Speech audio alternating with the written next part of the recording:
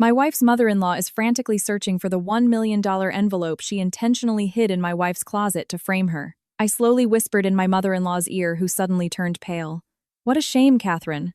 I've already moved the money into the bag of your guest of honor. And in a few moments, when that bag falls and its contents spill out, the real story will begin. The next morning, the clinking of a spoon against a porcelain cup broke the silence. In the quiet of the dining room, Amelia placed a steaming cup of coffee in front of her husband Michael, who was busy adjusting his tie. The aroma of bacon and buttered toast wafted from the kitchen, but for Amelia, this morning was as tasteless as the ones before. Brown sugar, darling, Amelia asked sweetly, ensuring her husband's coffee was just right.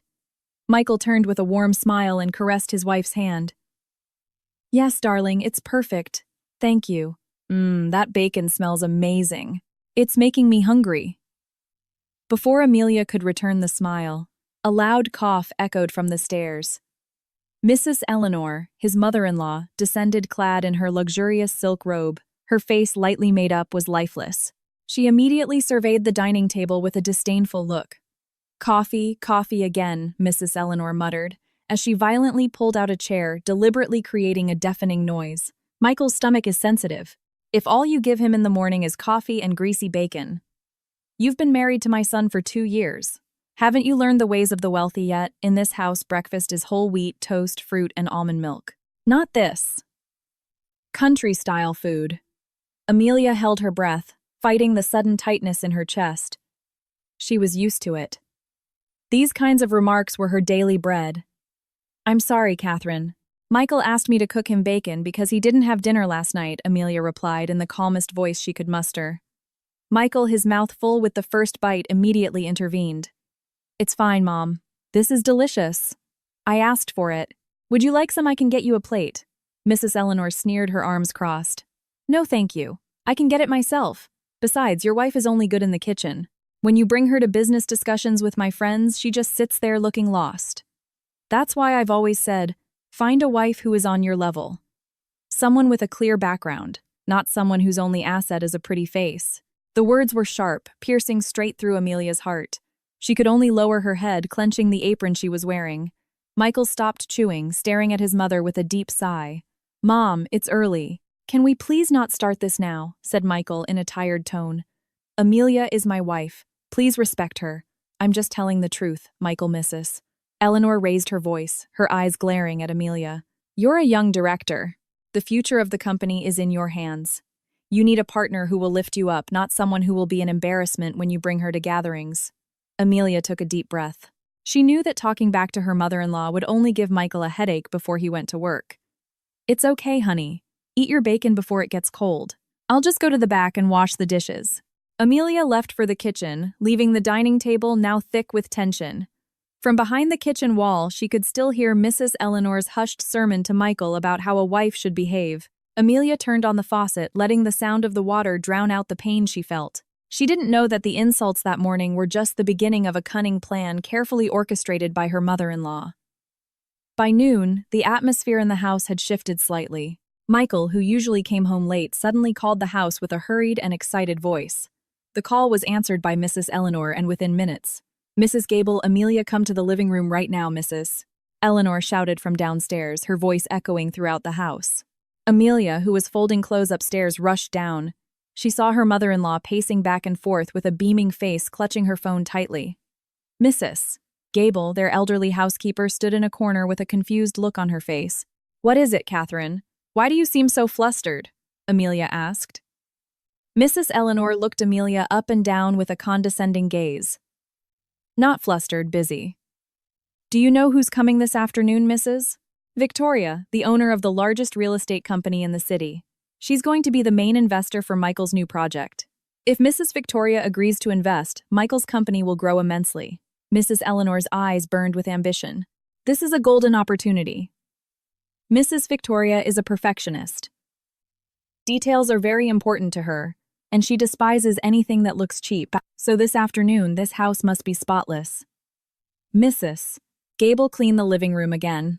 Spray some expensive air freshener. Don't use the cheap one. Yes, ma'am, Mrs. Gable replied, nodding quickly and running towards the cleaning supplies closet. Then Mrs. Eleanor turned to Amelia. Her gaze turned cold and full of warning. And you listen carefully. This afternoon, do not sit in the living room. Just prepare Mrs. Victoria's favorite chamomile tea and some snacks from my favorite bake shop. Remember, serve them using the crystal glasses from the glass cabinet. After you serve, go straight to your room. Do not join the conversation. Amelia's brow furrowed. But Catherine, I'm sure Michael would want me to greet his important guest as well. Don't talk back. Mrs. Eleanor cut her off sharply. Do you think Mrs. Victoria will talk to you? What will you talk about? The price of chili at the market. This is a business conversation. A conversation for high society. Your presence in the living room will only be an eyesore and make Michael look weak for having a wife with no class. Do you understand? Amelia's heart ached, but her face remained expressionless. She was tired of arguing. Yes, Catherine. I will prepare everything in the kitchen. Good. Know your place, said Mrs. Eleanor. Oh, one more thing. Don't wear that house dress. Wear something a little more presentable, even if you're just coming out to serve drinks. I don't want people to think I neglect my staff. After spewing her hurtful words, Mrs. Eleanor turned and went up to her room looking for the best dress to welcome her guest of honor. Amelia stood in the living room, her fists clenched so tightly they turned white. Patience, Amelia. Patience, her mind whispered. She took a deep breath and walked towards the kitchen to start preparing the crystal glassware her mother-in-law had requested. She was unaware that upstairs Mrs. Eleanor was smirking in front of the mirror, planning something far more cruel than verbal insults. At 30 inches the afternoon, Mrs. Eleanor emerged from her room, carrying a medium-sized leather bag. She walked to the dining area where Amelia was arranging small cakes on a tiered plate. Without a word, Mrs. Eleanor placed the bag on the table and unzipped it. From inside, she pulled out a thick brown envelope so full that its side was slightly torn. Mrs. Eleanor deliberately turned the envelope over, allowing a few stacks of $100 bills to peek out. Amelia, busy with the cakes, glanced at the envelope. Look at this, Mrs. Eleanor said with a boastful tone, intentionally catching Amelia's attention. This is $1 million in cash. A donation from my friends for the foundation we're building for orphan children. Amelia just nodded politely. Thank God, Catherine. That will surely be a great help to the foundation. Of course, Mrs. Eleanor said, patting the envelope with pride. People trust me because I have a good reputation. They know I'm an honest person, unlike some people from the lower class who get blinded by the sight of a little money. The insinuation was clearly directed at Amelia, who chose to remain silent and pretend to be focused on the cake in front of her. This much money can't just be left anywhere, Mrs. Eleanor continued, deliberately raising her voice. I'll hide it in the safe in my room right now. Don't you dare try to enter my room. Do you understand? If even a single cent goes missing, I know who to suspect first. I would never dare to enter your room unless you call for me, Amelia replied softly, forcing a respectful tone even though her blood was boiling. Mrs. Eleanor smirked. It's good that you know your place. The poor are easily tempted when they see money lying around. So, I'm warning you from the start. After enjoying her moment of demoralizing her daughter-in-law, Mrs. Eleanor took the thick envelope, put it back in her bag, and arrogantly walked back to her room upstairs. The sound of her door slamming was loud, a deliberate display of her dominance. Amelia sighed, staring at the cakes in front of her without appetite. She felt dizzy thinking about her mother-in-law's behavior. It was getting worse and worse. She quickened her pace, wanting to finish her work in the kitchen so she could rest in her room for a while before Mrs. Victoria and Michael arrived. But she didn't know that when Mrs. Eleanor closed her bedroom door, the old woman didn't go straight to her safe. Instead, she slowly walked towards the door that connected her room to the back balcony, which would lead her directly to Michael and Amelia's room, without having to go through the main staircase. In her hand, the thick brown envelope containing $1 million was held tightly. A cunning smile played on her red lips. This is the end for you, Amelia, Mrs. Eleanor said cruelly in her mind. I will make sure Michael kicks you out of this house with the brand of a lowly thief. At 40 inches the afternoon, the sunlight began to slant westward, seeping through the cracks of Amelia's bedroom window. All the preparations in the kitchen were done. Mrs. Gable was mopping the front porch while Mrs. Eleanor was still busy getting ready in her room. Finally, Amelia had some free time. She went into her room planning to change into a more decent outfit as her mother-in-law had instructed. While looking for clothes in the closet, Amelia noticed a pile of Michael's work clothes on the bottom shelf. Something was off. The polos were arranged crookedly and untidily, whereas she herself had ironed and arranged them perfectly that morning. Did Michael come home to get clothes earlier? Amelia whispered to herself. But her husband hadn't come home yet. Out of curiosity, Amelia knelt down and lifted the pile of polos. Suddenly, her eyes widened, her breath caught in her throat. Her heart pounded as if she had seen a venomous snake inside her closet. Underneath the pile of her husband's polos lay a thick brown envelope. It was very thick, and from its torn edge you could clearly see the $100 bills tied with a rubber band. It was the envelope of money for her mother-in-law's foundation. Amelia stepped back, covering her mouth with both hands. Her mind raced. How did this money get here? Who brought it? Her mind immediately went back to what happened. An hour ago when Mrs. Eleanor deliberately flaunted the money at the dining table. When Mrs. Eleanor threatened her and accused her of being a poor person who is easily blinded by money, it was like a puzzle that quickly came together in her mind. Amelia immediately understood the terrifying scenario that was unfolding. This is a trap, her mind screamed in fear. Catherine intentionally put this money in my closet. She assessed the situation. The money was placed under Michael's clothes, not hers. Why? Of course, to make it more believable if Mrs. Eleanor were to search their room later. It would look like Amelia had hidden the money in a hurry and in a panic tucking it under her husband's clothes to avoid suspicion. Or worse, Mrs. Eleanor wanted Michael himself to find the money when he got his clothes, so he would feel betrayed by his own wife. Amelia's body began to tremble. This was not just a simple accusation. This was a slander that could ruin her life. If this money was found here in her room, no one would believe her. Michael, no matter how much he loved Amelia, would have doubts when he saw the physical evidence of $1 million in their closet, especially with an important guest present. Like Mrs. Victoria, her status as a daughter-in-law from a simple family would immediately be a guilty verdict in everyone's eyes. She would be kicked out, divorced without dignity, and could even go to jail. Fear slowly crept up her neck.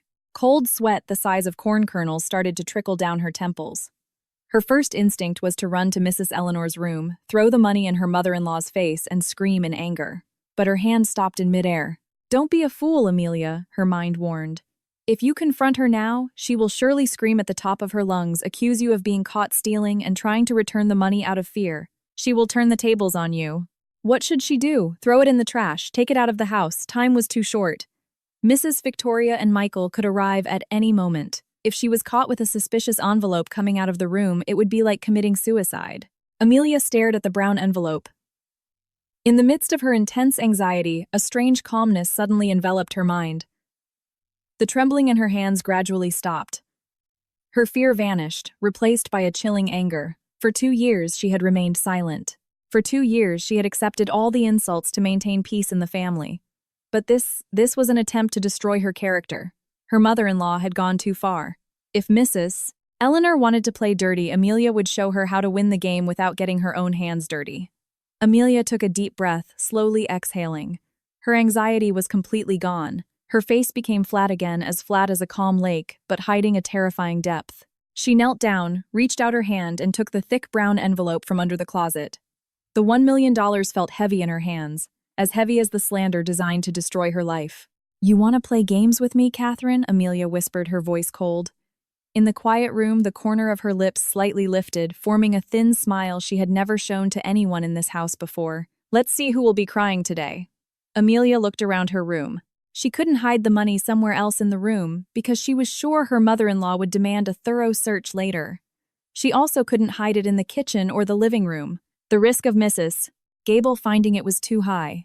Her eyes fell on her apron, which she had hung earlier on the back of the bedroom door.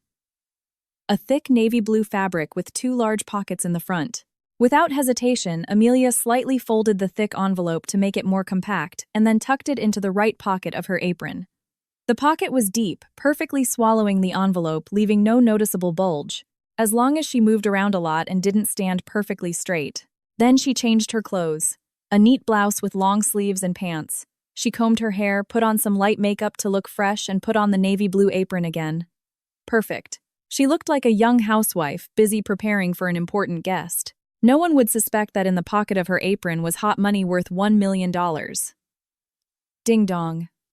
The sound of the doorbell echoed, breaking the afternoon silence. From outside her bedroom window, Amelia heard the hum of a luxurious car stopping in front. Downstairs, she heard Mrs. Eleanor's hurried footsteps, followed by her shrill shout to Mrs. Gable. Mrs. Gable, open the door. They're here.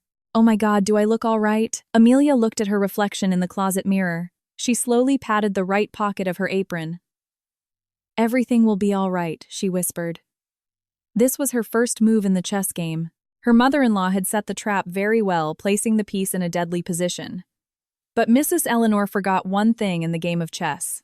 The most dangerous piece is not the king or the queen, but the piece that is underestimated, that quietly advances to the end of the board. With calm steps and her head held high, Amelia opened her bedroom door and went downstairs. She was ready to welcome the guest of honor. She was ready to face the war started by her own mother-in-law. The main door made of carved wood swung open. Mrs. Gable bowed respectfully, holding her breath. At the doorway stood the person who had caused the commotion in the entire house since this morning. Mrs. Victoria's aura immediately dominated the room. She wore an elegant dress made of pineapple silk in shades of gold and chocolate that perfectly complemented her figure. Her hair was styled in a modern bun, neat, and without a single strand out of place. Diamond jewelry adorned her neck and wrist, reflecting the light from the chandelier in the living room. But the most striking feature of her appearance was her sharp and intimidating gaze, typical of a high-class businesswoman accustomed to giving orders. Behind her, a uniformed driver carried a few small gifts before bowing and returning to the car. Good afternoon, Mrs. Victoria. Oh, it's such an honor to have you in our humble home, Mrs. Eleanor greeted with a shrill and cheerful voice. She almost ran from the stairs, her arms outstretched as if welcoming a long-lost friend, even though they had only met twice at a charity event. Mrs. Eleanor's demeanor had changed 180 degrees. Gone was the fierce face and sarcastic tone she used when scolding Amelia this morning. Now her face was full of a forced, sweet smile. Mrs. Victoria took Mrs. Eleanor's hand with a thin smile that was polite but distant. Good afternoon, Eleanor. I apologize for arriving a bit early. The traffic was light. I didn't expect it. Mrs. Victoria's voice was deep, calm, and authoritative, a stark contrast to Mrs. Eleanor's overly cheerful tone. Oh, no problem at all, Mrs. Victoria. We're actually happy you arrived earlier. Please have a seat on the sofa. Mrs. Eleanor invited the guest with exaggerated gestures, pointing to the cream leather sofa in the main living room. As Mrs. Victoria walked towards the sofa, Amelia, standing near a pillar, noticed an important detail. On Mrs. Victoria's left arm hung a genuine black Hermes Birkin bag with gold hardware. The expensive bag, worth millions, was not properly closed. The top part was slightly ajar, revealing a long wallet and a glasses case inside. Mrs. Victoria sat with dignity and placed her Hermes bag beside her, on the soft cushion of the sofa. Its position was very strategic. Is Michael not here yet, Mrs. Victoria asked as she looked around the room, which had been heavily scented by Mrs. Gable. Ah, my son is on his way, Mrs. Victoria, he called earlier. He said he'll be here in about 5 minutes. You know, a young director, so much to do at the office. Mrs. Eleanor laughed softly, trying to boast about her son. Then she noticed Amelia still standing near the pillar. Mrs. Eleanor's face suddenly stiffened before forcing a smile again. Ah, this is my daughter-in-law, Amelia, Mrs. Eleanor said quickly with a hesitant tone. Amelia, greet Mrs. Victoria. Then go straight to the kitchen, okay? Prepare the special chamomile tea for our guest. Amelia approached calmly, bowing slightly, and offering a sincere and polite smile. Good afternoon, Mrs. Victoria. Welcome to our home. Mrs. Victoria looked Amelia up and down. Her gaze was not condescending like her mother-in-law's, but rather an appraising one. She saw Amelia's neat blouse, her natural makeup, and most importantly, her calm demeanor. Good afternoon, Amelia. Thank you for the welcome. I'll go to the back now to prepare the drinks and snacks, Mrs. Victoria, Amelia said sweetly, not waiting for her mother-in-law's sarcastic reply. She turned and walked towards the kitchen, her right hand inside the pocket of her navy blue apron, feeling the rough texture of the thick brown envelope hidden there. Her heart started to beat faster, but her steps remained steady. The game had just begun. In the kitchen, Amelia moved quickly. She took out the crystal glasses her mother-in-law had ordered from the glass cabinet. She carefully poured hot water into a pitcher containing dried chamomile flowers. The soft and relaxing aroma immediately filled the kitchen air, a stark contrast to the storm brewing in her chest. From the living room, she could hear faint conversation. More accurately, Mrs. Eleanor's voice dominated the conversation, boasting about how great Michael's project was and how lucky Mrs. Victoria would be if she invested. Mrs. Victoria only answered with short nods or a word or two. It was obvious the high society lady was starting to get bored with Mrs. Eleanor's cheap flattery. Suddenly hurried footsteps approached the kitchen. Mrs. Eleanor appeared from behind the wall, her face, which was sweet in front of the guest, turned fierce as she looked at Amelia. "What's taking you so long to make a simple tea, Mrs.?" Eleanor whispered, her eyes glaring. "Remember, don't do anything embarrassing. Serve the tea, put it on the table, and leave immediately. I'm going to the restroom for a moment. I just need to fix my lipstick." Then Mrs. Eleanor deliberately paused her sentence, staring at Amelia looking for any sign of worry. "And then I'll check my safe in my room. I need to make sure the donation for the foundation is safe. I suddenly feel like something is lighter. As if there's a thief in this house." A sarcastic smile played on Mrs. Eleanor's lips. She was enjoying her own drama, waiting for the moment she would come out of her room and scream that her money was missing. But Amelia didn't give the expected reaction. Her face remained expressionless. She calmly arranged a small jar of sugar on a tray. "The tea is ready, Catherine. I'll serve it now." Seeing that her intimidation had no effect on her daughter-in-law, Mrs. Eleanor scoffed in annoyance. "Good, be careful not to make any mistakes," she threatened softly before turning and walking towards the hallway that led to the guest restroom, with a path to the back staircase that went up to her room. This was her chance. Her mother-in-law had left to prepare her drama of loss, leaving Amelia to face Mrs. Victoria alone in the living room. This golden opportunity would not come twice. Amelia lifted the silver tray containing the crystal pitcher, 2 cups, and a tiered plate of cakes. She came out of the kitchen, walked through the living room, and slowly approached the sofa. Her mind quickly calculated the distance from the table to the sofa, the position of the Hermes bag, the direction of Mrs. Victoria's gaze. Everything had to be calculated in a matter of seconds. "Here is your chamomile tea, Mrs. Victoria," Amelia said sweetly as she reached the table. Mrs. Victoria, who was looking at a painting on the wall, turned around. Her face, which had seemed bored, slightly relaxed when she saw Amelia. "Thank you, Amelia. It smells wonderful." "You're welcome, Mrs. Victoria. These are chamomile flowers that we dried ourselves. They're not from a tea bag, so the aroma is stronger and more relaxing," Amelia explained, as she poured tea into the crystal cup. Mrs. Victoria raised an eyebrow, seemingly interested. "Ah, you dried them yourself. It's rare for young people these days to be patient with such things. Eleanor is lucky to have a daughter-in-law as diligent as you." Amelia just smiled, humbly. "It's just a small hobby to keep me busy, Mrs. Victoria." She placed the cup of tea with a thin wisp of steam in front of Mrs. Victoria. Amelia's position was now standing at the side of the table, less than half a meter away from the ajar Hermes bag on the sofa. She quickly glanced inside the bag. It was spacious. The envelope would easily go in without getting stuck. Now she just needed a distraction. Just 1 second where Mrs. Victoria would look in a different direction. As if fate had granted Amelia's wish, a loud vibration was heard from the table. Mrs. Victoria's cell phone, placed near a vase, lit up, showing the name of her assistant director on the screen. Mrs. Victoria sighed, seemingly a little annoyed by the call. "Excuse me, Amelia. Office matters always. Follow me wherever I go." "No problem at all, Mrs. Victoria," Amelia replied, stepping back slightly to give her space. Mrs. Victoria picked up her cell phone and answered the call. Perhaps because the voice on the other end was not very clear, Mrs. Victoria unconsciously turned her face towards the large window on the right, away from the table and away from her bag while covering one ear with her finger. "Hello, yes, how's the financial report? Didn't I say to revise it before 5, Mrs.?" Victoria's tone became stern, completely focused on her phone conversation. Now Amelia's instinct took over. Her body moved faster than her mind, but with the skill of a magician. While pretending to arrange the cakes on the table to be straight, her left hand rested on the edge of the table. Her right hand, with a very smooth and silent movement, went into the pocket of her navy blue apron. Her fingers grasped the thick brown envelope. She bent down slightly as if checking the position of a fork. In a split second that was almost invisible, her right hand moved quickly towards the sofa. She placed her hand over the opening of the black Hermes bag and then released her grip. Swoosh, thud. The envelope containing $1 million slid smoothly into the bag, landing with a soft sound that was absorbed by the thick leather at the bottom. Its brown color was immediately hidden by the dark interior of the deep bag. The bag's opening closed slightly due to the new weight hiding the envelope perfectly. Amelia's right hand immediately returned to the table, arranging a small napkin near the pitcher. Her breathing was not labored. Her face was not pale. She swallowed once, feeling the strong beat of her heart, but on the outside she looked like a calm statue. It was done. A perfect execution.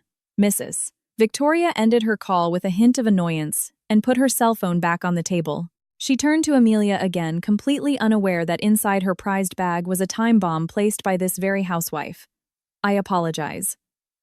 My staff can be a bit careless at times if not directly supervised, Mrs. Victoria complained as she reached for her cup of tea. It must be very tiring to run such a large company, Mrs. Victoria. Amelia replied with sincere sympathy. Her face showed complete composure. Please taste the tea. I hope it can help reduce your fatigue. Mrs. Victoria sipped the tea, and her eyes lit up. This is delicious. The blend is just right. Amelia bowed respectfully. Thank you, Mrs. Victoria. If so, I'll go to the back to check on what's cooking.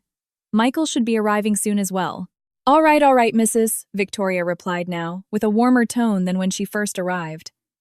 Amelia turned and slowly walked towards the kitchen. As she passed the wall that separated the living room, her knees suddenly felt weak. She leaned against the cold wall, closed her eyes, and let the air fill her lungs. It was done. The trap money had been moved. Now she would just wait for her mother-in-law to set off the stage she herself had created. 2 minutes passed. Amelia was washing her hands at the kitchen sink when the silence of the house was suddenly shattered by a deafening scream. No, oh my God, my money! The money for the foundation is gone! The scream came from the second floor. The voice was hoarse, shrill, and full of deliberate worry to be dramatic. It was Mrs. Eleanor's voice. Amelia immediately turned off the faucet. The corner of her lips twitched, suppressing a cold smile. Time for the show, her mind said. She took a towel, dried her fingers, and ran towards the front with a face full of feigned concern. In the living room, Mrs. Victoria almost choked on her tea. She slammed her cup down, creating a loud noise. The elegant woman stood up from the sofa, her face showing a mixture of shock and extreme irritation. From the stairs, Mrs. Eleanor ran down with very theatrical steps. She deliberately messed up her hair, holding her head as if the world was about to end. Fake tears welled up in her eyes. What is this, Eleanor? Why are you screaming, Mrs.? Victoria asked sternly. For her, this kind of chaos was very classless. Mrs. Eleanor threw herself into a single chair across from Mrs. Victoria, sobbing. She covered her face with both hands. My money, Mrs. Victoria. The money from my friends for building an orphanage. $1 million. It's gone from the safe in my room. Mrs. Gable, who was ironing in the back, also rushed to the living room. Oh my God! It's gone, ma'am. How can it be gone? It's gone, Mrs. Gable. It's gone, Mrs. Eleanor wailed. Mrs. Gable. Then she looked up, her teary eyes scanning the entire room before finally stopping sharply on Amelia's figure, standing at the entrance of the living room. Mrs. Eleanor's index finger immediately pointed straight at her daughter-in-law's face. Someone definitely entered my room. And the only person who has been here all day besides me and Mrs. Gable is you, Amelia, Mrs. Eleanor accused loudly. Amelia approached, showing a very convincing expression of confusion and shock. Oh my God, Catherine. What are you saying? I've been busy in the kitchen since this morning and cleaning downstairs. I haven't been upstairs, especially not in your room. Mrs. Gable is my witness. Mrs. Gable hesitantly nodded. Yes, ma'am. Ma'am, Amelia was with me in the kitchen earlier preparing food for Mrs. Victoria. Don't protect her, Mrs. Gable. Mrs. Eleanor cut her off fiercely. She stood up, approaching Amelia with a threatening gaze. This afternoon, I intentionally showed you the money at the dining table, didn't I? I saw the glint in your eyes when you saw that much money. You must have quietly gone upstairs when I was in the shower. You opened the safe with the extra key and hid it. Mrs. Victoria, who was watching this cheap drama unfold, massaged her temples. This situation was so embarrassing. Eleanor, calm down first. Don't just accuse someone without evidence. This is a serious matter. The amount is not small. Wouldn't it be better to just report it to the police, to be clear, Mrs. Victoria suggested with a cold tone. Hearing the word police, Mrs. Eleanor suddenly turned pale. Calling the police was the last thing she wanted. The police would conduct an investigation, take fingerprints, and that would reveal that no theft had occurred at the safe. She herself had taken the money out. Not the police yet, Mrs. Victoria. This is an internal family matter, Mrs. Eleanor replied quickly, her voice trembling slightly. But she quickly composed herself, showing a fierce face to Amelia again. We will settle this here. I know the nature of the poor. When they see money lying around, their hands get itchy. The evidence is surely in this woman's room. You're accusing me too much, Catherine, Amelia replied with a trembling voice, deliberately looking like she was holding back tears because of the slander. She had to play the role of a victim perfectly. If you don't believe me, then go ahead, search this entire house. Search my room. Mrs. Eleanor's eyes lit up with victory when she heard that. She had taken the bait. Amelia herself had challenged her to search her room. Her plan was running so smoothly. All right, if that's what you want, we'll search your room right now, Mrs. Eleanor shouted, full of excitement, almost forgetting her drama of sadness. Just as Mrs. Eleanor uttered that sentence, the hum of a familiar car was heard entering the garage. The front door opened hurriedly, and Michael entered wearing his business suit. His face was tired, but he tried to smile to welcome his important guest. But his smile immediately vanished when he saw the scene in the living room. His mother was standing with a flushed face. Mrs. Gable looked scared. Amelia was standing with tears welling up in her eyes. And Mrs. Victoria, his most important investor, was sitting with a stiff and uncomfortable face. What's going on here? Why is there a commotion? Michael asked in confusion approaching. Mrs. Victoria, good afternoon. I'm sorry I'm late. There was an accident on the expressway earlier. But what's the problem here? Mrs. Eleanor immediately approached her son, gripping the sleeve of Michael's shirt tightly. Her tears flowed again, stronger now. Michael, thank God you're home. Son, you need to teach this wife of yours a lesson. She had the audacity to steal my money. Michael was extremely surprised. His eyes widened as he looked at his mother and then at Amelia, who was slowly shaking her head. Steal? What money, Mom? Please don't just say things like that. We have a guest, Michael whispered, extremely embarrassed by the chaos in their house happening in front of Mrs. Victoria. The money for the foundation, $1 million, Michael. It's gone from my safe. Mrs. Eleanor pointed at Amelia. And I'm 100% sure that this country girl took it. This afternoon she saw me with the money. Her eyes immediately turned green. You need to realize, Michael, your wife is just a parasite in this house. That's enough, Mom, Michael shouted, his voice echoing through the walls of the living room. His patience had finally run out. He knew his mother didn't like Amelia, but accusing his wife of being a thief in front of a business partner was a huge embarrassment. Amelia wouldn't do that. She's my wife. I provide for all her needs. Why would she steal money from the foundation? Michael firmly defended his wife, approaching Amelia and putting his arm around her. Amelia bowed her head, hiding a thin smile behind her hair. Michael's defense was a very sweet bonus. Mrs. Eleanor sneered, her hands on her hips, challenging her son. You've been blinded by that woman's charm, Michael. When a person is naturally greedy, no matter how much you give them, they'll never be satisfied. If you really believe she's innocent, then prove it. Do you have the courage to go with me and search her room right now? The challenge was thrown with a loud voice, ensuring Mrs. Victoria could hear it. Mrs. Eleanor deliberately put Michael in a difficult position. If Michael refused, it would mean he was protecting a thief. If Michael agreed, he himself would find the evidence in their own closet. A very clever scenario, Mrs. Eleanor thought. Michael turned to Amelia, his gaze seeking reassurance. Honey, I didn't take a single cent of your mother's money. Amelia cut him off with a clear and firm voice, staring straight into her husband's eyes. If searching our room is the only way to clear my name and prove that Catherine is wrong, then fine, let's go to our room now. Mrs. Gable, please come with us as a witness. All right, let's see now, Michael decided with a clenched jaw. He turned to Mrs. Victoria with extreme regret on his face. Mrs. Victoria, I apologize for this disturbance. Please give us 5 minutes to sort out this misunderstanding in our family. Mrs. Victoria, please try the tea for now. Mrs. Victoria just crossed her legs, her expression unreadable. Go ahead, Michael. Settle your problems at home first. I'll wait for you here. I'm also interested to know who is really playing with fire in this house. Mrs. Victoria's words had a sharp double meaning, but Mrs. Eleanor was too blinded by her ambition to notice. Let's go. Let's see who will kneel and cry later, Mrs. Eleanor shouted, full of excitement, leading the way to the stairs as if she were a general ready to reap her victory in war. Michael held Amelia's hand tightly, guiding her to follow his mother with Mrs. Gable following behind. Amelia walked silently, her right hand gently, squeezing her husband's hand, giving him a fake sense of reassurance. Her eyes were fixed on her mother-in-law's back, who was arrogantly walking in front. Yes, Catherine, Amelia said coldly in her mind. We'll see who will cry and lose everything today. Downstairs in the quiet living room, Mrs. Victoria adjusted her seating position. Accidentally, she bumped her Hermes Birkin bag. The bag moved slightly, creating a soft sound from its contents, which were now heavier due to a thick, brown envelope waiting to be found. The loud footsteps on the wooden staircase broke the tension in the air. Mrs. Eleanor walked ahead, her head held high and arrogant. Her steps were fast and sure like an executioner, who couldn't wait to carry out the punishment on his victim. Behind her, Michael held Amelia's hand tightly, his face still showing disbelief and suppressed anger. Mrs. Gable followed at the very end, her head bowed as she prayed for this chaos to end. The door to the master's bedroom where Michael and Amelia rested was violently pushed open by Mrs. Eleanor until it hit the wall. The room was spotless. The bedsheet was unwrinkled, the pillows were neatly stacked, and the scent of lavender air freshener faintly wafted through the air. But for Mrs. Eleanor, this cleanliness was just a pretense to her daughter-in-law's rottenness. "Let's start here, Mrs.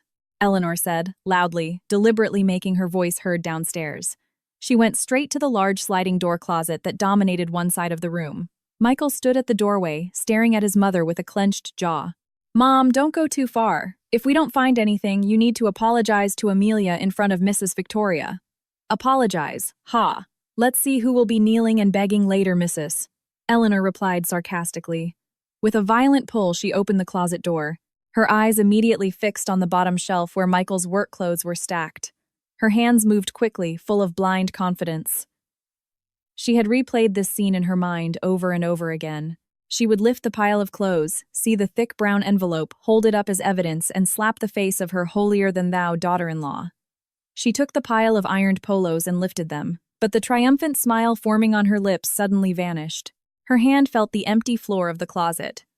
There was nothing there but a piece of paper with a floral design.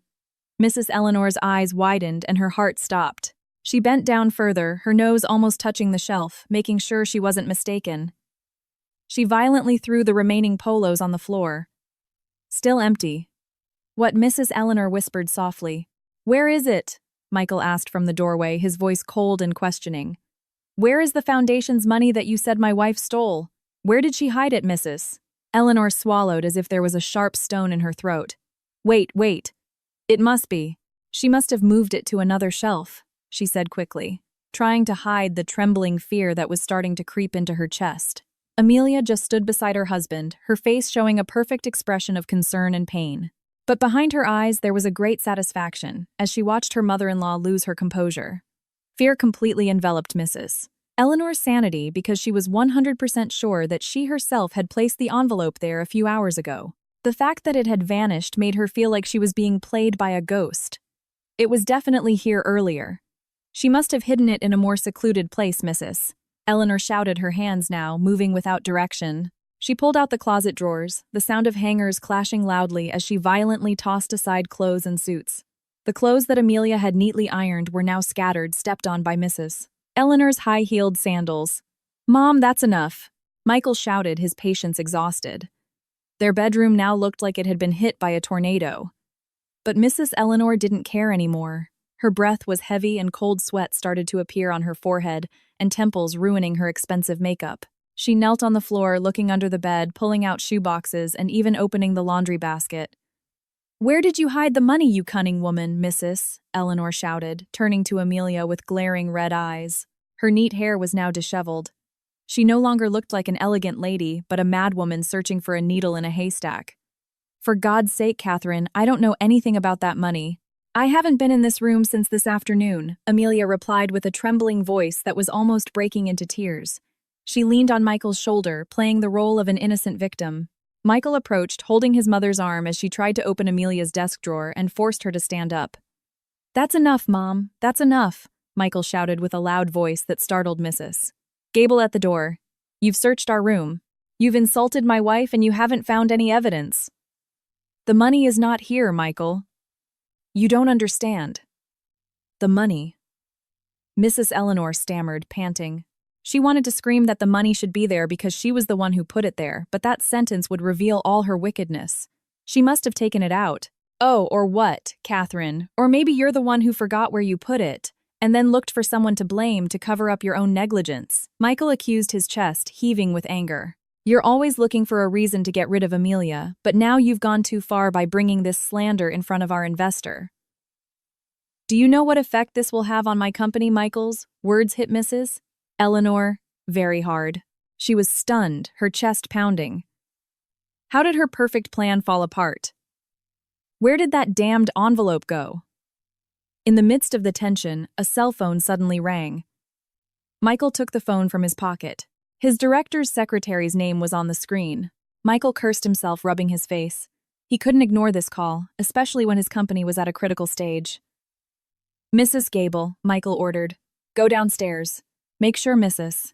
Victoria's tea is still warm. Tell her I'm sorry. I have an important call from the office. I'll be down shortly. Yes, sir, Mrs. Gable replied nervously, immediately turning and running downstairs. Then Michael stared sharply at his mother. Mom, don't move anything here. We'll talk about this properly after Mrs. Victoria leaves.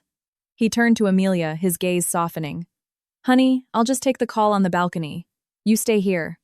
Amelia nodded. Yes, honey. Michael left the room and walked towards the small balcony at the end of the hallway, closing the glass door so his conversation couldn't be heard. Now, in the messy room, only Mrs. Eleanor and Amelia were left. The atmosphere suddenly changed. The silence became very heavy. Mrs. Eleanor was still standing in the middle of the room, panting. Her eyes were lifeless, staring at the floor full of scattered clothes. Her mind was blank. She felt like she had fallen into a dark pit that she herself had dug. Then she heard very faint footsteps. Mrs. Eleanor looked up. Amelia was no longer leaning against the doorway with a sad face. Her daughter-in-law was approaching her with very elegant and measured steps. There were no more tears in her eyes. Amelia's shoulders were straight, and on her face was a thin smile that sent a chill down one's spine. Amelia stopped in front of her mother-in-law, less than half a meter between them. The smell of Mrs. Eleanor's sweat of fear mixed with expensive perfume was clearly smelled by Amelia. With a slow and deliberate movement, Amelia leaned in her face close to Mrs. Eleanor's right ear. Are you looking for that thick brown envelope? Amelia whispered, her voice very soft, flowing like poison without a hint of anger. Mrs. Eleanor's body suddenly stiffened as if struck by lightning. Her eyes widened, but her tongue was suddenly unable to speak. The envelope containing $1 million that you carefully tucked under the pile of Michael's polos earlier, Amelia continued in her deadly whisper. What a shame, Catherine. Your plan wasn't very clean. Mrs. Eleanor pulled her face back, staring at Amelia with an indescribable fear. Her lips trembled. You knew, she stammered. Amelia's smile widened. Her dark eyes stared straight into her mother-in-law's eyes, trapping that fear without mercy. Of course I know, Catherine. I'm the one who organizes this closet every day. Do you think I wouldn't notice a piece of dirty trash being smuggled in here? Amelia whispered again. But don't worry, Catherine. Because your reputation is very important to me, I've already saved that money. I've moved it from this room. Where Mrs. Eleanor asked, almost in a whisper, clutching her own arm in fear. If Amelia had thrown it away or hidden it somewhere else in the house, she still had a chance to find it.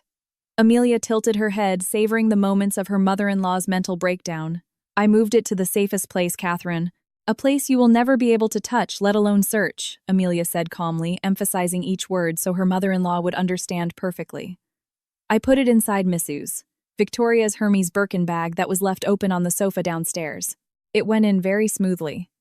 Amelia's last sentence hit Mrs. Eleanor's chest like a heavy hammer. The world around her seemed to stop. The air in the room felt like it had run out, leaving her gasping for breath like a fish thrown on land. Her heart, which had been pounding, seemed to stop.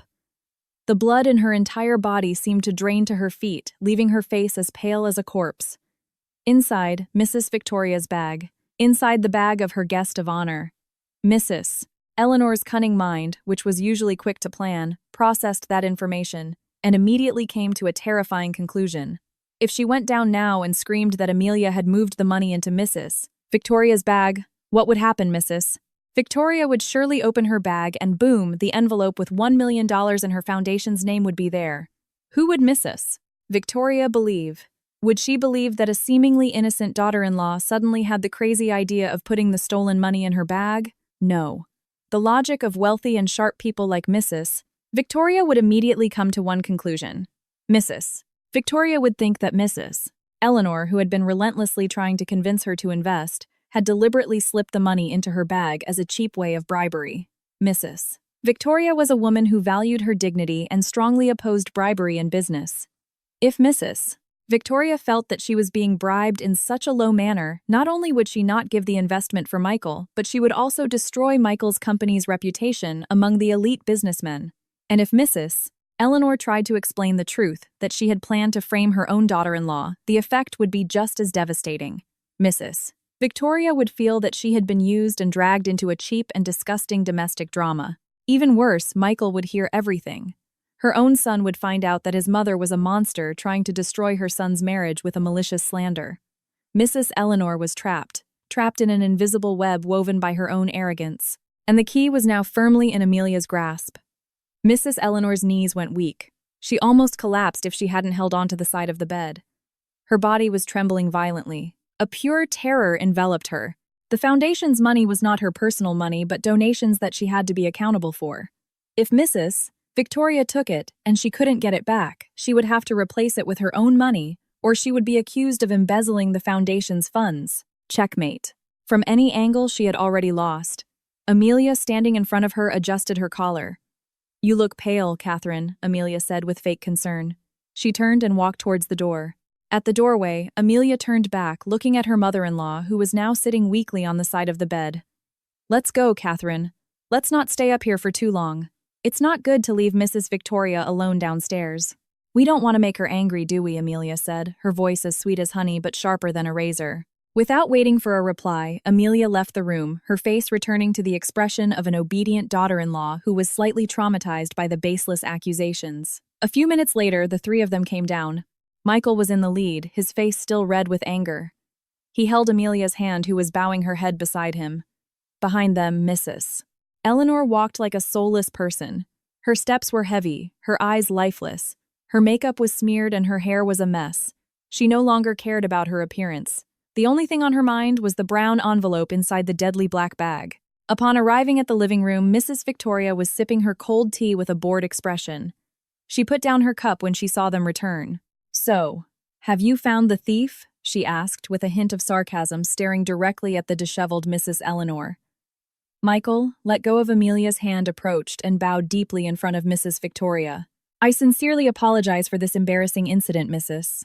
Victoria. We searched the entire room and no money was found. My wife has been proven innocent. This was all due to my mother's anxiety and misunderstanding. She's tired and probably misplaced her things." Michael emphasized every word of his last sentence, deliberately humiliating his mother. Mrs. Victoria sighed. "Well, if that's the case, accusations without evidence can be considered slander. Eleanor, I hope this incident is not a reflection of how your family runs the company. Prudence and honesty are very important." The gentle insinuation hit Michael in the face, but for Mrs. Eleanor, those words were just a buzz of a mosquito. Her eyes couldn't meet Mrs. Victoria's. Since she set foot in the living room, her gaze was fixed on one thing: the black Hermes Birkin bag resting on the sofa next to Mrs. Victoria. "It's in there," Mrs. Eleanor's mind screamed.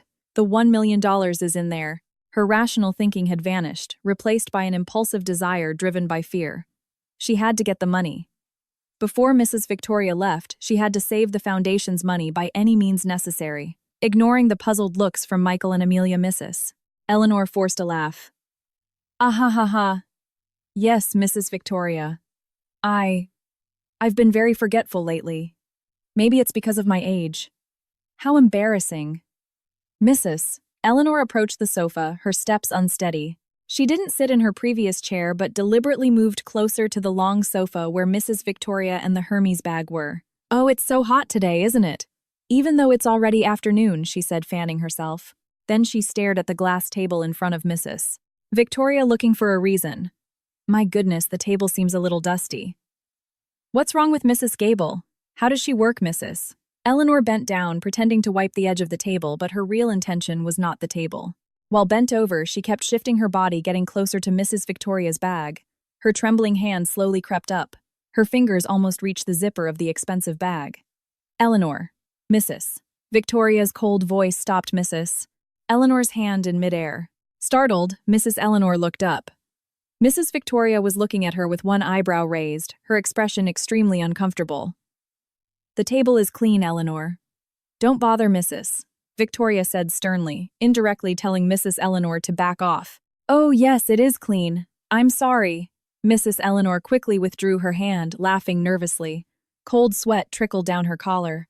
But Mrs. Eleanor still didn't give up. Out of fear, she became desperate. She stepped back and pretended to admire the Hermes bag. "Wow, Mrs. Victoria's bag. Is it new?" The shine of the leather she praised forcedly. Then she reached out her hand again with an aggressive movement. "It would be a shame to just leave it on the sofa. It might get spilled on with tea or get sat on. Let me move it to that table. It's safer and more decent." Mrs. Eleanor almost grabbed the strap of the bag. If she could move it, she could pretend to trip, drop the bag, and retrieve the envelope amidst the chaos. But before her fingers could touch it, Mrs. Victoria quickly took her bag and placed it on her lap. "Mrs." Victoria's face now showed clear annoyance.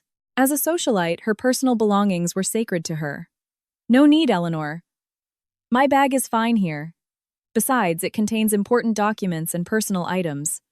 I prefer to have it close to me, Mrs." Victoria refused sharply, looking at Mrs. Eleanor with suspicion. "And your behavior has been strange all this while.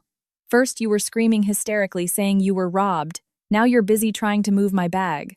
What is really going on?" Hearing Mrs. Victoria's rising tone, Michael immediately intervened, his face red with embarrassment. "Mom, sit in your chair right now," Michael ordered with a threatening voice. "Don't touch the guests' belongings. Let Mrs. Victoria sit comfortably." Mrs. Eleanor slowly backed away, her face pale. She threw herself into a chair, staring at the bag on Mrs. Victoria's lap with deep desperation. From a corner, Amelia stood with dignity holding the pitcher of chamomile tea. She approached the table, a thin smile painted on her lips. "Let me pour you some more tea, Mrs. Victoria. It seems we have a long conversation ahead of us this afternoon," Amelia offered sweetly, as if no chaos had happened. Mrs. Victoria looked at Amelia, and for the first time that afternoon her face softened. She slowly nodded. "Thank you, Amelia. It's a good thing there's still someone sensible in this house." Amelia slowly poured the tea. As she did so, her eyes saw the figure of her mother-in-law sitting trembling in silence, watching her own downfall. The clock on the wall continued to tick, seemingly the only normal sound in the tense room. Michael tried to steer the conversation back to business, but his voice was forced. Across from him, Mrs. Victoria listened with a cold expression. Her Hermes bag was now beside her on the sofa again. And at the other end, Mrs. Eleanor sat like a prisoner, awaiting her sentence, her eyes fixed on the black bag. Her mind was spinning wildly. How? How can I get the envelope without getting caught? "So the estimated return on investment is about 18 months, Mrs. Victoria," said Michael, trying to be professional. Mrs. Victoria nodded. "The numbers are reasonable. But as I said earlier, Michael, business is not just about numbers. It's about who you do business with.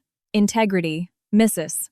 Victoria emphasized the last word, glancing at Mrs. Eleanor, who immediately looked down. Hearing the word integrity, Mrs. Eleanor couldn't take it anymore. She needed a big distraction. "Ouch, Mrs. Eleanor suddenly shouted, cutting off the conversation. She held her head. "My head.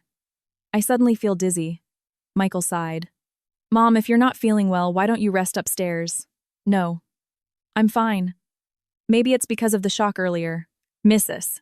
Eleanor forced herself to stand, deliberately making her legs tremble. "I just need some medicine, Michael. Please get my medicine kit from the cabinet near the TV." To avoid more drama, Michael stood up and walked towards the cabinet, his back to the sofa. This was her chance. When Michael turned his back, Mrs. Eleanor immediately made her move. But instead of going upstairs, she quickly approached the table in front of Mrs. Victoria. Her plan was to pretend to get some water, deliberately trip on the carpet, and throw herself onto the sofa to spill the contents of the bag. But due to the real trembling of her legs from fear, and because her attention was solely on the bag, the tip of her high-heeled shoe actually got caught on the edge of the Persian carpet. She lost her balance. "Ah!" Mrs. Eleanor screamed, her body falling forward. Blug, crash. A loud noise echoed. Mrs. Eleanor's body fell onto the glass table, shattering the crystal pitcher and cups. The hot tea spilled onto the expensive carpet. But it wasn't the sound of broken glass that stopped time. Her fall onto the sofa sent Mrs. Victoria's Hermes bag flying. The black bag flew before landing upside down on the floor. Its zipper not fully closed burst open. All the contents of the bag spilled onto the carpet, a glasses case, a red wallet, a lipstick, and a thick brown envelope. With the force of the fall, the rubber band tying the money broke, and the $100 bills scattered on the floor at Mrs. Victoria's feet. A deafening silence enveloped the room. In the kitchen, Amelia, holding a tray, stopped. She leaned against the wall, closed her eyes, and smiled faintly. Finally, it exploded. Michael, who had just opened the drawer, turned around, stunned by the mess. His mother was face down on the floor, surrounded by broken glass, but his eyes quickly fixed on the pile of money near Mrs. Victoria's feet. "Oh my God, Mom!" Michael shouted, running towards her. Mrs. Eleanor crawled in fear. Her knees hurt from the broken glass, but she didn't care. Her eyes widened in terror when she saw the envelope exposed in front of everyone. She desperately reached for the envelope and the money. "Stop!" A sharp heel of Mrs. Victoria's shoe stepped on the back of Mrs. Eleanor's hand, making her groan in pain. Mrs. Eleanor stopped, looked up, and saw Mrs. Victoria's face now full of anger and disgust. "Get your hand off my things, Mrs. Victoria whispered, her voice low and trembling with rage. Mrs. Eleanor quickly withdrew her hand, backing away on her knees. "Mrs. Victoria slowly bent down, ignoring her wallet or lipstick. She picked up the brown envelope with 2 fingers and held it up in front of Mrs. Eleanor and Michael. She saw a seal in the corner. "For the foundation." "What is this, Eleanor, Mrs.?" Victoria asked coldly. That's Mrs. Eleanor stammered, starting to cry, real tears of fear. "I asked you what this is," Mrs. Victoria raised her voice. "Isn't this the foundation's envelope that you screamed was stolen from your safe? The $1 million that you accused your daughter-in-law of stealing?" Michael swallowed his sharp mind, struggling to accept truth. "Mrs. Victoria, I don't understand. How did the stolen money end up in your bag, Mrs.?" Victoria turned to Michael with a sharp gaze. "Good question, Michael." "How indeed?" She laughed bitterly. "I came here for business. I didn't leave this sofa, and I certainly didn't go upstairs to open your mother's safe." She threw the envelope into Mrs. Eleanor's lap. "Do you think I'm a fool, Eleanor, Mrs.?" Victoria shouted, her anger finally erupting. "You deliberately slipped this money into my bag. Do you think I'm some cheap woman you can bribe with $1 million to sign your son's proposal? You have insulted my integrity." "No, it's not like that, Mrs. Victoria. For God's sake, no, Mrs." Eleanor screamed hysterically, begging at Mrs. Victoria's feet. "I had no intention of bribing you." Then what? Mrs. Victoria cut her off. "If not to bribe me, why did you put the money in my bag? Did you plan to frame me? Did you want to accuse me of being the thief of your foundation's money? Is that it? You want to blackmail me?" The series of accusations shattered Mrs. Eleanor's mind. This was all wrong. Her target was Amelia, not Mrs. Victoria. In the midst of extreme fear, the truth came out unintentionally. "I didn't put that in your bag, Mrs. Eleanor shouted. "Don't lie," Michael shouted, unable to hold back anymore. "The bag was right next to you. You were the one acting strangely earlier. If not you, then who?" A ghost cornered by her own son, Mrs. Eleanor's defense crumbled. "I was the one who took the money out of the safe, Michael. I was the one who brought the money, Mrs. Eleanor groaned in frustration. "But I swear to God I didn't put it in Mrs. Victoria's bag. I put the money in Amelia's closet under the pile of your polos. That's where I put it." A sudden silence fell over the entire room as if a magician had cast a spell. Only the ticking of the clock could be heard. "I put the money in Amelia's closet." Mrs. Eleanor covered her mouth, her eyes wide. Only now did she realize what she had said. She had dug her own grave, gotten into it, and covered herself. Michael stepped back, his face pale. He stared at his mother as if she were a monster. "What? What did you say, Mom?" "You put it in Amelia's closet under my clothes." His intelligent mind quickly connected all the events, the insults at breakfast, the boasting about the money, the order for Amelia to stay in the kitchen, the forced search. It was all a play, a dirty play. "Mom, you did all of this. Pretended to lose money. Just to frame Amelia as a thief. You wanted me to hate my wife. You wanted to ruin her life." Mrs. Eleanor shook her head. "Michael, son, I did it for your own good. That country girl is not right for you." Michael violently pushed his mother's hand away. "Don't touch me," he shouted, his voice broken with anger, shame, and pain. "You're crazy, Mom. You're a criminal." On the other side, Mrs. Victoria watched with disgust. "What a wonderful show," she said sarcastically. "So you wanted to frame your own daughter-in-law, Eleanor. A work of a mother-in-law with the heart of a devil. But the question is, if you put it in your daughter-in-law's closet, how did this dirty money end up in my bag? Ah, no need to answer. I don't care. Maybe this is God's way of showing me your rottenness before I make a mistake. Mrs. Victoria calmly picked up her belongings, putting them back in her Hermes bag. She left the envelope and the $1 million scattered on the wet carpet. She looked at Michael with a mixture of pity and contempt. Michael, she said, her voice calm again, but every word was a judgment. Mrs. Victoria, please, I can explain, Mrs. Victoria raised her hand. For me, business is a reflection of its leader's character, she said firmly. How can I entrust millions to a leader who can't even recognize the rottenness within his own home? If your own mother can concoct a dirty plan to destroy her family, who's to say you won't do the same to deceive my investment? Our investment plan is officially canceled, and I will make sure to tell this embarrassing incident to all my business colleagues. Mrs. Eleanor screamed, but Mrs. Victoria ignored her. She walked towards the door. Fix your family, Michael. Good afternoon. The door closed. Mrs. Victoria was gone, taking with her the future of Michael's company and their family's reputation. Michael stood like a statue, his dreams shattered in a matter of minutes, destroyed by his mother's hatred. From the living room, Amelia approached her face, showing shock and with tears welling up. Honey, she said, with a trembling voice. So all of this, Catherine framed me. She wanted me to go to jail. Those words were the last straw that broke Michael. He turned to his wife, the woman who had quietly served him despite all the insults. A huge regret washed over him. Ignoring his mother, he pulled Amelia into a tight hug and cried, Forgive me, honey. Forgive me. I've been a foolish husband. I failed to protect you, Michael whispered. I promise from now on no one will hurt you, not even my mother. We're leaving this house as soon as possible. I promise. Amelia returned the hug, patting her husband's back, playing the role of a forgiving wife. But over Michael's shoulder, her eyes stared directly at Mrs. Eleanor, who was slumped on the floor. That night, the house was like a cemetery. Michael packed their belongings, determined to leave, and didn't speak to his mother again. In the messy living room, Mrs. Eleanor sat on the floor with a blank stare, clutching the envelope with $1 million. She had lost everything, her son's investment, her reputation, and the love and respect of her only son. Soft footsteps came down the stairs. Amelia, now dressed in casual clothes, approached the living room.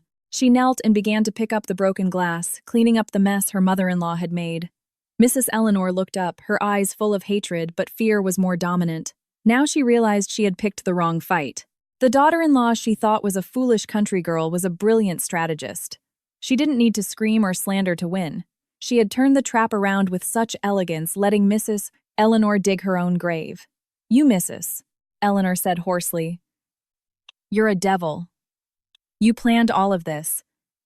You deliberately moved the money. Amelia stopped what she was doing and looked up, staring directly into her mother-in-law's eyes. The mask of a victim was gone. Her face was calm, but it showed complete dominance. A cold and sharp smile played on her lips, the smile of a true winner. She bowed slightly. I didn't plan this, Catherine, Amelia whispered, her eyes unblinking. You were the one who prepared the stage. You wrote the script. You arranged the cast. I was just an obedient daughter-in-law who helped make your show perfect right to the very end. Mrs. Eleanor's hair stood on end. Her mouth opened, but no sound came out. She was defeated. Nothing was left. And look, Amelia continued, her smile widening as she slowly stood up. She looked at her mother-in-law as a queen would look at her slave. The show was a success, wasn't it? Everyone was satisfied. Especially me. From the door, Michael's footsteps were heard. Amelia's expression immediately changed. Her cold smile vanished, replaced by a soft, sad, and tired face. Are you done packing, honey? Michael asked, ignoring his mother. Amelia turned. Yes, honey. I'm just cleaning up this broken glass so no one gets hurt. Michael smiled sadly, feeling even more guilty. He put his arm around Amelia. Let Mrs. Gable handle that tomorrow. Come on. The car is ready. Let's go. You don't have to set foot in this house again. Yes, honey, Amelia replied obediently. Michael guided Amelia out, leaving Mrs. Eleanor crying in a dark corner. Before finally leaving, Amelia looked back. She didn't speak. She just winked once, a sweet but painful farewell before finally walking out to her new life, leaving the old lady to drown in regret and destruction forever.